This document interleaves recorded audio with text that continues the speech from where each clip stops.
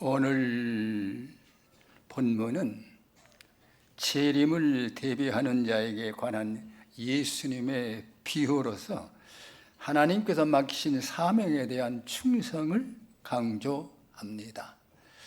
본문에 언급된 달란트란 성도들이 하나님께로부터 받은 모든 것으로서 시간과 재능과 물질과 은사 등등에 해당이 됩니다. 하나님께서는 성도들에게 여러 가지 달란트를 맡기신 후 바로 예수 그리스도 재림 때까지 충성되게 선용하기를 원하십니다. 2025년을 맞이한 지가 엊그제 같은데 벌써 한 해가 덧없이 지나가고 있습니다. 덧없는 세월을 비유적으로 뜬구름이라고 하지요. 뜬구름이란 하늘을 떠나지는 한 조각의 구름을 이름함입니다. 여러분은 한 해를 어떻게 사셨습니까? 뜬구름처럼 바람에 떠밀려서 내 의지 없이 피동적으로 살아오지 않았는지 한 세월을 보내면서 결산해 보시기를 바랍니다. 사도 바울은 세월을 아끼라, 때가 악하니라고 하였습니다. 우리가 살아온 세월은, 이 삶은 모두 다 하나님의 CCTV에 녹화가 되어 있습니다.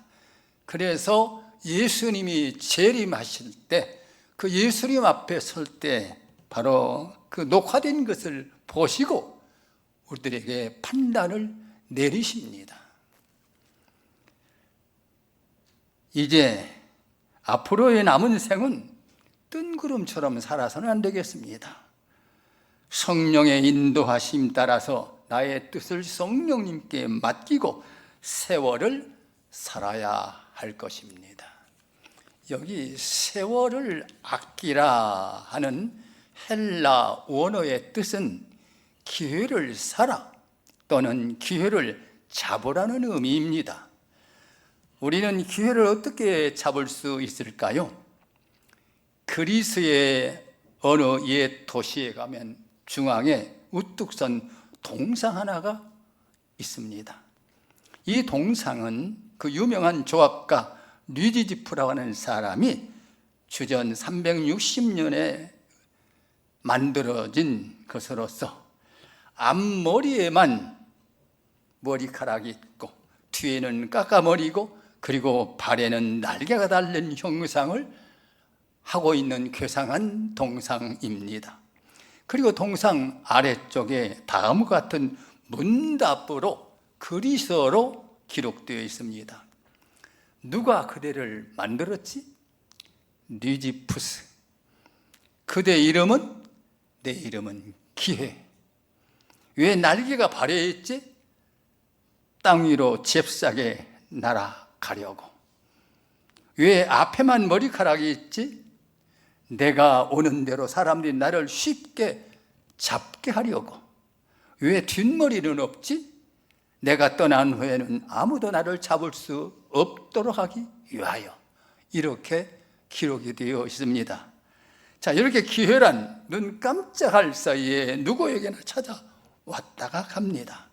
그러나 누구에게나 찾아오는 기회지만은 잽싸게 날아가려고 날개를 달았고 떠날 때 잡을 수 없게 깎아머리의 형상을 하고 있기에 뒤늦게는 잡을 수가 없습니다. 기회는 한 번 지나가면 끝입니다. 그렇다면 누가 이런 기회를 잡아서 세월을 아낄 수가 있을까요? 그것은 지혜자만 할 수 있습니다. 어떻게 행할 것을 자세히 살피고 주의하여 주의 뜻이 무엇인지 이해할 수 있어야 합니다. 그런 사람만이 기회가 왔을 때에 재빨리 잡아서 취할 수가 있는 것입니다. 지혜 있는 자만이 세월을 아껴서 값지게 선용할 수가 있습니다. 오늘의 본문 말씀은 여러분이 너무도 잘 알고 있는 말씀이죠. 주인이 타국에 가면서 하인 세 사람에게 돈을 맡겼습니다. 여기서 주인은 예수님입니다. 그리고 종들은 저와 여러분 모두를 가리키는 말씀입니다. 초림하신 예수님께서 이 땅에 우리들에게 이와 같은 달란트를 맡기고 승천하셨습니다. 그리고 언젠가는 재림하실 텐데 이제 재림하실 때 회개할 날이 오는 것이지요. 자, 여기서 이 주인이 종에게, 세 종에게, 한 사람에게는 5달란트, 다른 한 사람에게는 2달란트, 한 사람에게는 1달란트를 맡기고 떠났습니다. 그리고 얼마 후에 돌아와서 결산을 하게 됩니다. 그런데 5달란트 받은 사람은 5달란트 이익을 남겨서 10달란트를 주인 앞에 내놓습니다. 주인이 그 종을 향해서 착하고 충성된 종이라고 칭찬하면서 그에게 큰 은사를 더해줍니다. 그 은사는 주인의 즐거움에 참여할지어다, 예수님의 즐거움에 참여할지어다, 이렇게 영접해 줍니다.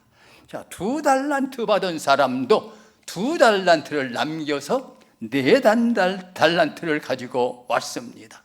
주인은 그에게도 똑같이 칭찬을 하고 은혜를 베풉니다. 그러나 유독 1달란트를 받았던 사람은 1달란트를 그대로 가지고 왔습니다. 땅에 묻어 두었다가 그대로 꺼내 가지고 와서 주인 앞에 내놓았습니다.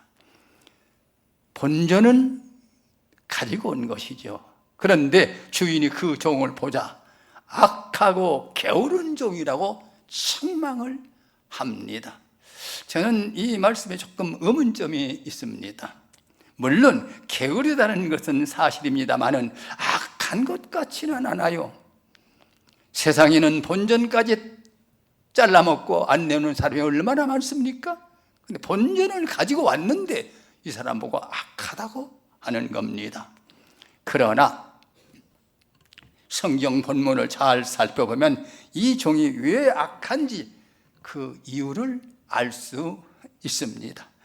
그 마음이 악하고 그 자세가 악하고 그 변명하는 내용이 악합니다. 질적으로 악한 종인 것을 이 말씀에서 헤아릴 수가 있습니다. 본디 게으른 자는 말이 많습니다. 실패한 사람은 변명이 많습니다. 이유가 많습니다. 일하지 않는 이유, 실패한 이유에 대해서 구차한 변명이 많습니다. 중국 명나라 시대의 유학자요 정치가인 왕양명이라고 하는 분이 있습니다. 이분이 지혜로운 말을 남겼습니다. 살아보니 나의 인생에 어려운 일이 4가지가 있더라 합니다. 첫째로 어려운 것은 고생스러운 것이더라. 먹을 것이 없고 입을 것이 없을 때 고생스럽더라. 기본적인 것이죠. 배고픈 것, 헐벗는 것 참으로 견디기 어려운 것입니다. 두 번째로 남에게 냉대받는 것이 고통스럽더라. 집안에서든 직장에서든 친구에서든 어디서든 사람들에게 뜨거운 환영을 받지 못하고 사람들로부터, 친구로부터 냉대받는 것, 인간관계가 그렇게 될 때에 참으로 괴롭다는 것이죠. 요즘 말로 하면 왕따 당할 때 얼마나 괴로운 것입니까? 세 번째는 고민스러운 것이라고 말하고 있습니다. 내 마음 깊은 곳에 고민이 있어서 이 실존적인 고뇌와 더불어 싸울 때의 고독과 고뇌, 이것은 참으로 괴로운 것이더라, 이렇게 말합니다. 그는 마지막으로 다시 이 3가지의 어려움보다 또 더 가장 괴로운 것은 한가로운 것이더라. 여러분 바쁩니까? 바쁜 거 좋습니다. 여러분 정말로 한가해지면 그것이야말로 괴롭기 짝이 없습니다. 쓸모도 없고 보람도 없고 삶의 의미도 없는 것입니다. 기대도 없는 것입니다. 한가한 것, 할 일이 없는 것, 이는 살았으나 죽은 것이 아닙니까? 오늘 이 본문 말씀을 자세히 보십시다. 분명히 할 일이 없어질 때가 있습니다.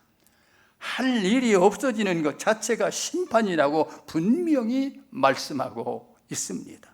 인생은 하나님과의 관계에서 이런 계약 조건 하에 살고 있는 것입니다. 먼저는 기회를 부여받았습니다. 모두가 공평하게 기회를 받았다는 것입니다. 이 기회를 한 번 놓치면 어려워집니다. 5달란트, 2달란트, 1달란트. 우리가 보기에는 차별이 있습니다. 그러나 하나님께서 보실 때는 공평했던 것이에요. 5달란트는 그만한 능력이 있는 자였고, 2달란트는 그만한 능력이 있는 자였고, 1달란트는 그만한 능력이 있는 사람이었습니다. 그러므로 하나님 편에서는 공평했습니다. 우리 편에서는 어느 개는 5개 주고, 어느 개는 누구에게는 2개 주고, 어떤 사람은 1개 줬다, 구별했네, 차별했네. 하지만 아닙니다. 하나님은 인간을 너무너무 잘 아시기 때문에 이렇게 각자 누구든 간에 능력에 따라 하나님께서 생각하시는 계획과 경륜대로 우리에게 공평하게 기회를 주셨습니다. 둘째는 제한적인 생을 산다는 것입니다. 시간적으로도 제한이 있고, 능력도, 건강도, 재산도, 지혜도 다 한계가 있습니다. 인간이 아무리 큰 소리 쳐봐도 이 한계 안에서 자유를 누릴 뿐이요, 이 한계 안에서 책임을 묻고 있는 것입니다. 사람은 이렇듯 제한된 생을 살아가고 있습니다. 바로 그 1달란트가 한계입니다. 또한 사람이란 누구나 스스로 존재하는 것이 아닙니다. 주인을 섬기기 위해서 존재하는 것입니다. 주인이 맡기셨고 주인이 찾으십니다. 주인의 일을 하고 있습니다. 자기를 위하여 사는 자도 없고 자기를 위하여 죽는 자도 없습니다. 우리는 다 같이 하나님을 섬기며 남을 섬기며 살아갑니다. 자세히 살펴보십시오. 누구나 다 봉사를 하면서 삽니다. 이것이 인생의 본질인 것이요.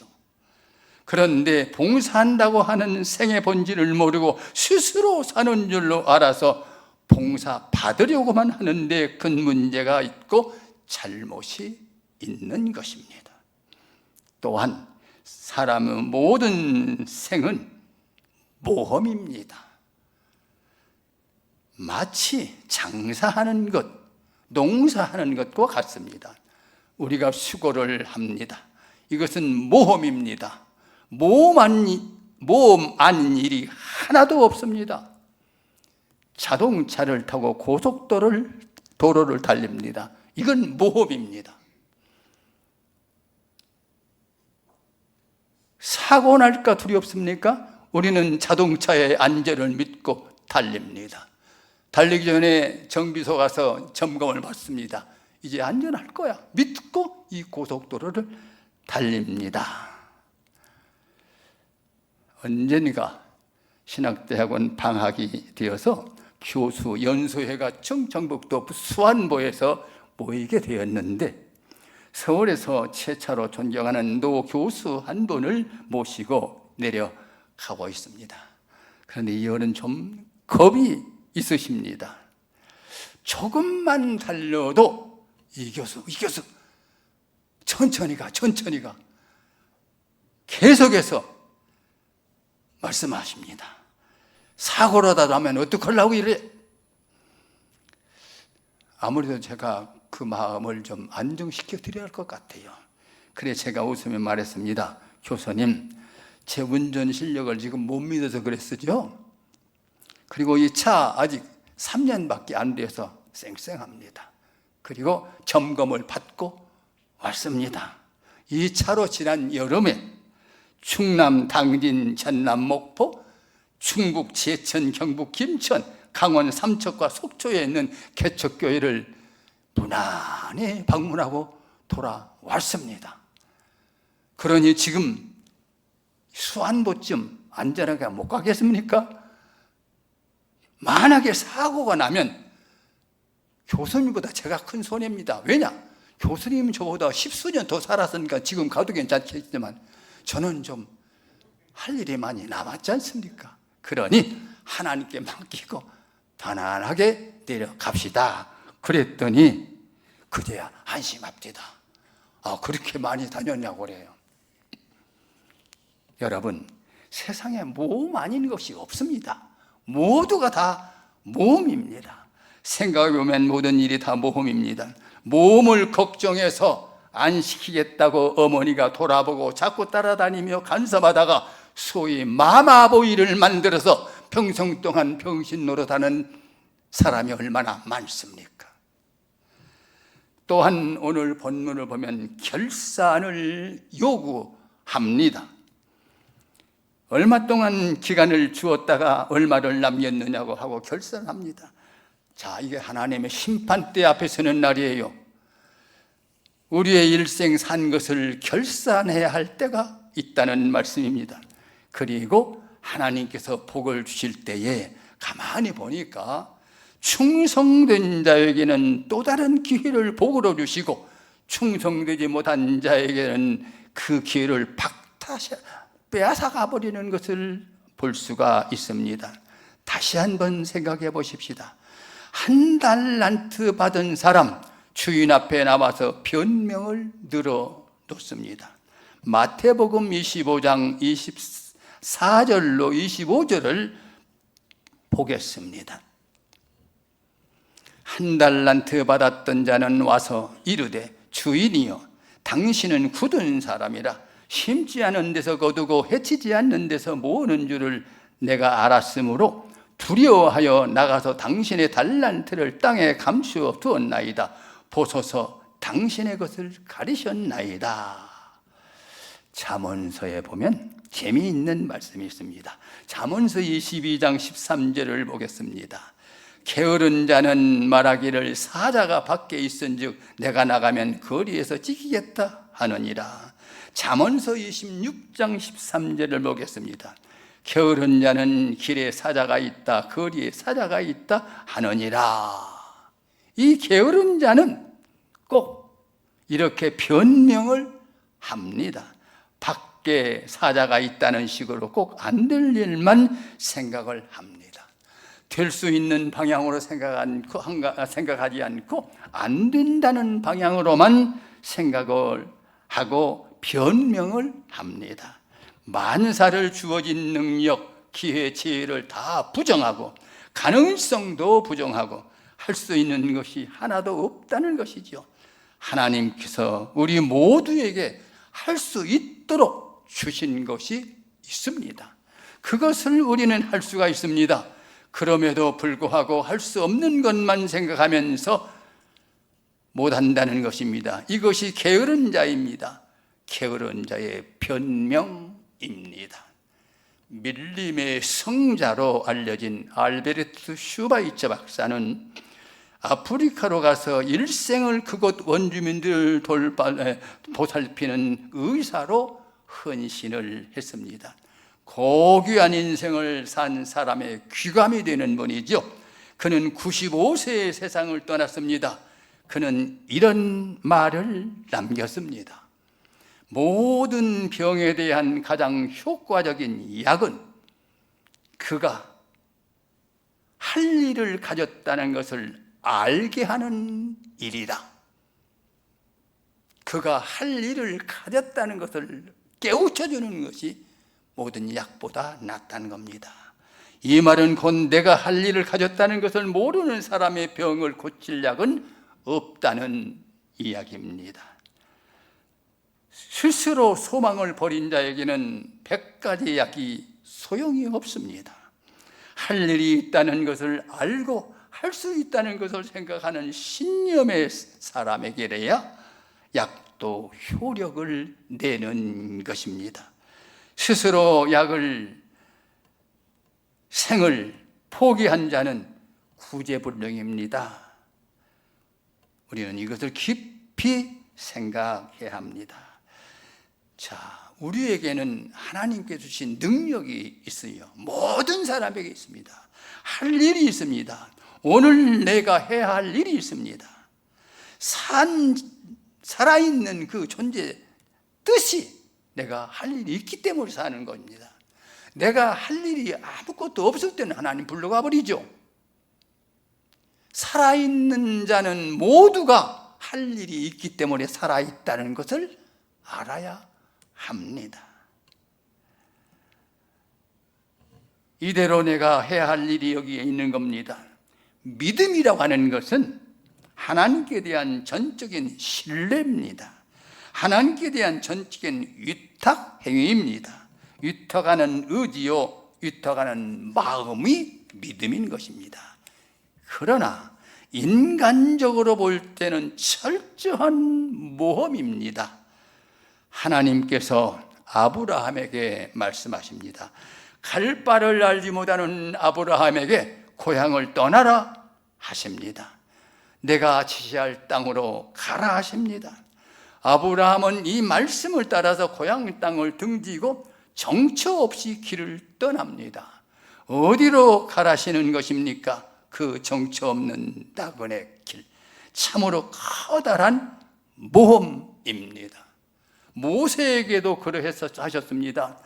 자기는 자신이 없고 자기는 말도 잘 못한다고 바둥대는 이 모세에게 이스라엘 백성 60만을 거느리고 애굽에서 나오라는 것입니다.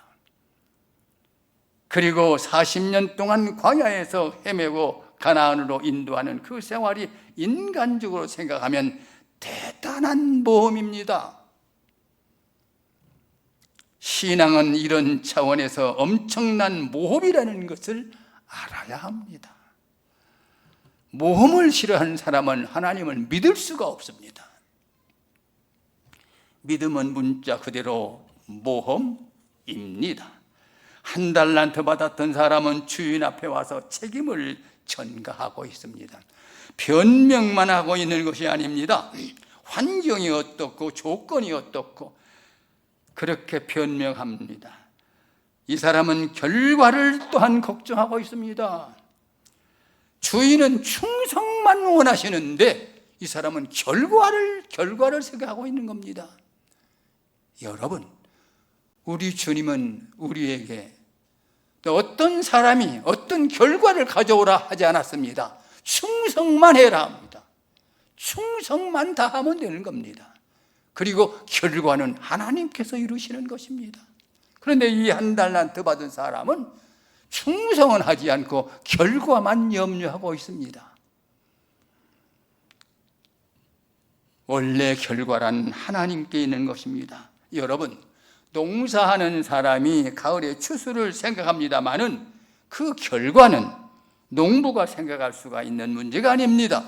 씨를 뿌리고 부지런히 거두는 것이 농부가 할 일이요, 가을에 추수가 있고 없고는 하나님 소관입니다.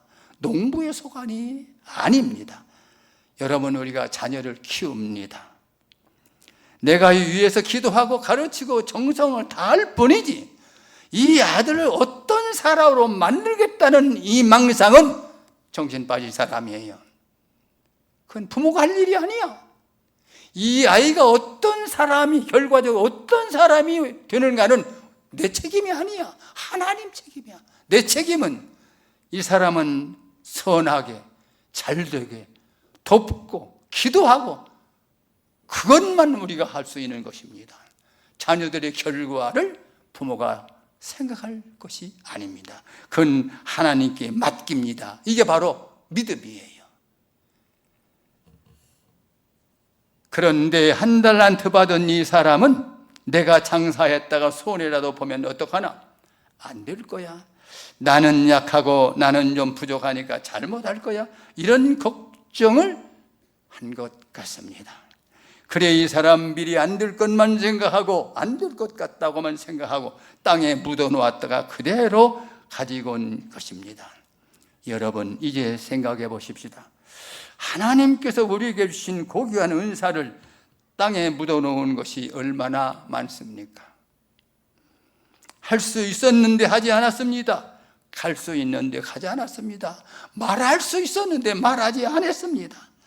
하나님의 은사를 땅에 묻어놓고 그대로 일생을 살아왔습니다. 이 게으름의 죄, 이 안일의 죄, 그리고 변명만 늘어놓는 죄, 얼마나 큰 죄입니까? 이런 일이 우리에게 있어서는 아니 되겠습니다. 설상가상으로 오늘 이 게으른 종은 인자하신 주인을 원망합니다. 24절 가운데 있지요. 당신은 굳은 사람이라, 이렇게 나옵니다. 굳은 사람이란 말은 인색하다는 말이요, 수전너라는 말입니다. 당신은 용서가 없는 사람입니다. 굳은 사람입니다. 그래서 내가 두려워하여 이 돈을 땅에 묻었습니다. 그의 주장은 이런 것 같습니다. 마음이 이런 것 같았습니다. 만일에 열심히 장사해서 돈을 좀 남겼다 해도 결산할 때 몽땅 가지고 오라 하면 그대로 주인의 것이 되고 말 것이다. 더욱이나 장사를 했다가 손해를 보면 내가 변상해야 될 것 아닌가 생각만 해도 골치 아프다. 그러니 차라리 가만히 두어서 무사한 게 제일이지, 무사 안일입니다. 그래서 땅에 그냥 묻어놓았다가 본전 그대로 가지고 나온 것입니다. 이렇게 보면 똑똑한 것 같은 이 사람의 실은 악한 사람이다라는 말인 것입니다. 그리고 여기서 말씀의 그 행간에 읽을 수 있는 내용 하나를 생각해 봅니다. 그것은 이 악한 게으른 종이, 주인이요, 당신은 처음부터 나를 업신여겼습니다. 그래서 다른 사람에게는 5달란트, 2달란트를 주면서 사람을 어떻게 보고 나에게는 1달란트만 줬습니까? 기분 나쁩니다. 기분 나빴습니다. 이런 원망입니다. 여기에 그의 음성과 얼굴 표정에 나타나 있지는 않습니다만은 그 돈 원금 한 푼 그대로 달랑 내놓으면서 당신의 것입니다. 나는 한 푼도 건드리지 않았소이다. 받으소서 하는 마음이었을 것입니다. 참으로 못된 악한 종입니다. 오늘 보면 일 안 하고 게으르고 나태하면 불평과 원망이 많습니다. 주로 하나님 원망입니다. 하나님이 나를 이 모양으로 만들어 놨으니 난 모릅니다. 이런 식이죠. 자, 아담이 범죄했습니다. 그는 죄를 압니다. 그리고는 스스로 회개하지 않고 저 여자가 먹으라고 해서 먹었습니다 라고 하나님께서 못된 아내를 주셨기 때문에 내가 이렇게 된 것입니다. 어디까지나 하나님 책임이지 내 책임 아닙니다 라고 변명을 합니다. 책임을 하나님께 전가합니다. 그때부터 시작해서 오늘 게으른 사람, 나쁜 사람, 모든 악한 사람이 하나같이 남을 원망합니다. 변명하고 있습니다. 그러기에 악한 종이라고 하는 것입니다. 조선조 말 우리나라는 그만 일본 사람들에게 정권을 빼앗기고 말았습니다. 이 나라 젊은이들은 나라를 빼앗긴 울분에 젖어 있었습니다. 그래서 첫째는 나약했던 정부를 원망하고, 그리고 일본 사람을 원망하고, 이완용을 비롯한 매국노를 원망하고, 이렇게 원망하던 그때 술 마시고 허랑방탕했습니다. 이 사실을 알고 일본 사람들은 한국의 마을마다 술집을 많이 만들어 놓고 유곽을 만들어 놓았습니다. 유곽은 장기를 고용하여 술을 팔게 하고 매어 많은 집입니다. 그 유곽에서 이풍진 세상을 어떻게 하며 노세노세 젊어노세 나라 잃은 서름인 양 스스로를 정당화하면서 젊음을 탕진해버렸습니다. 그 망국적인 풍속이 오늘까지 흘러내려오고 있습니다. 게으르고 나태하고 술 취하며 탕진합니다. 당시 도산 안창호 선생 같은 분은 올바른 정신을 잃지 않았습니다. 그는 말했습니다. 나라가 이렇게 된 것은 우리들 모두의 책임입니다. 누구도 원망하지 맙시다. 이것은 우리가 하나님 앞에 잘못한 데에 대한 벌입니다. 이것은 우리 모두의 죄값이라고 받아들이십시다.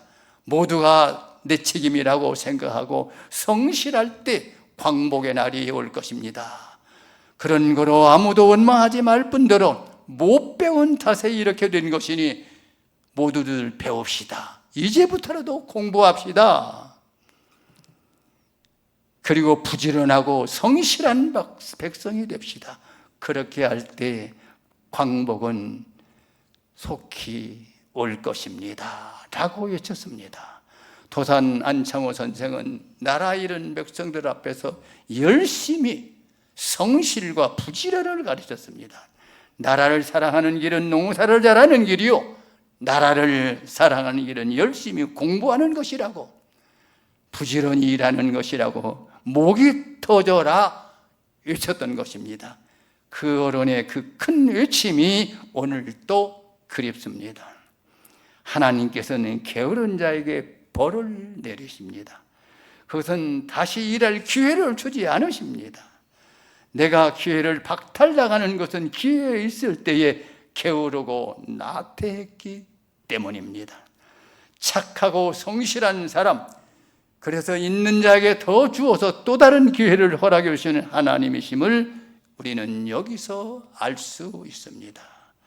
게으른 죄, 가만히 있는 죄, 아무것도 하지 않는 죄, 변명하는 죄가 얼마나 큰가를 우리는 명심해야 합니다. 솔맨이라고 하는 화가가 있습니다.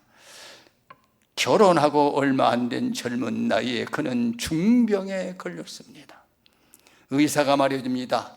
당신은 임파선 결핵을 앓고 있어 앞으로 3개월밖에 살 수가 없습니다.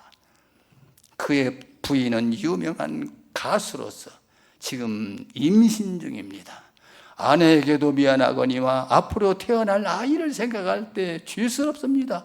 몹시 괴로워하고 있을 때에 사랑하는 그 아내가 남편을 위로합니다. 여보, 3개월밖에 못 산다고 생각하지 말고 하나님께 나에게 우리에게 3개월을 주셨다고 생각하고 감사합시다. 아무도 원망하지 맙시다. 3개월이 얼마입니까? 천년 같은 이 기간을 가장 아름답게 만듭시다. 그러면서 오로지 3개월이나 허락하신 하나님 앞에 감사합시다. 그리고 이 두 내외가, 남편은 열심히 그림을 그립니다. 그리고 아내는 열심히 노래를 합니다. 그런데 보십시오, 3개월밖에 못 산다는 그 병이 씻은 듯이 나아버렸습니다. 그가 그린 그림 가운데 유명한 것이 있습니다. 바로 예수님의 초상화 얼굴입니다.